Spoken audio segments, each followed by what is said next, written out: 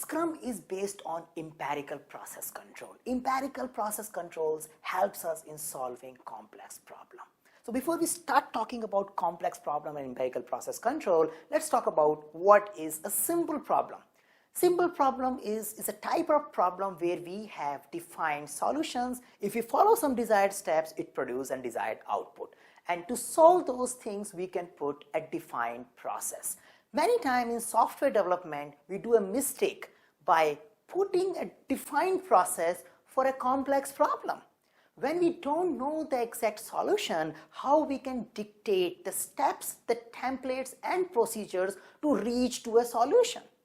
So in order to solve a complex problems, we need to have a cycle where we follow empiricism, where we learn, we sense the situation on the basis of the exploration cycles we run and adapt to it.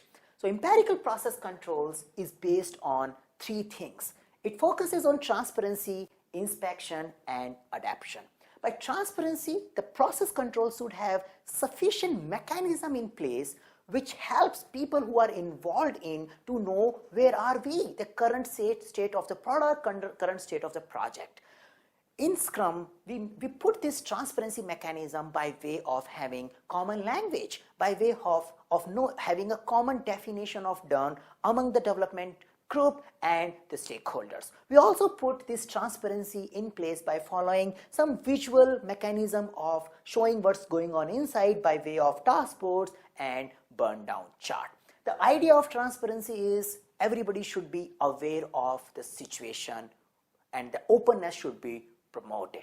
By following transparency for an exploration cycle, you come up with something which can be evaluated, which can be looked into. Once we reach there, we need to run an inspection.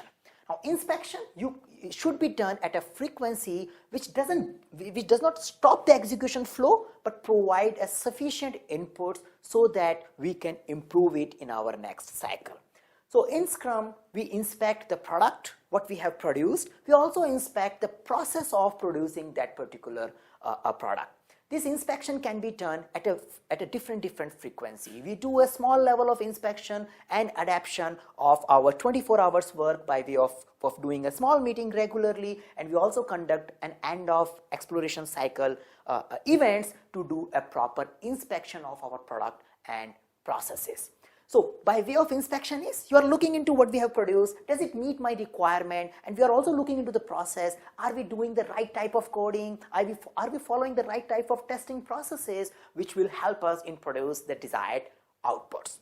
The result of inspection will be adaptation, because since we are in an empirical process, we do expect things will be not aligned with stakeholder expectations sometime, or the stakeholders will get many new ideas once they start looking into the product. So post-inspection, we need to adapt our future development by way of adapting to the list of requirements which we have thought of to be suitable for this particular product, and we also adapt towards processes. We change our process of producing this particular output because we have learned something. So in Scrum, we follow empirical process, and transparency, inspection and adaptation helps us in solving complex problems and delivering customer value at a faster pace.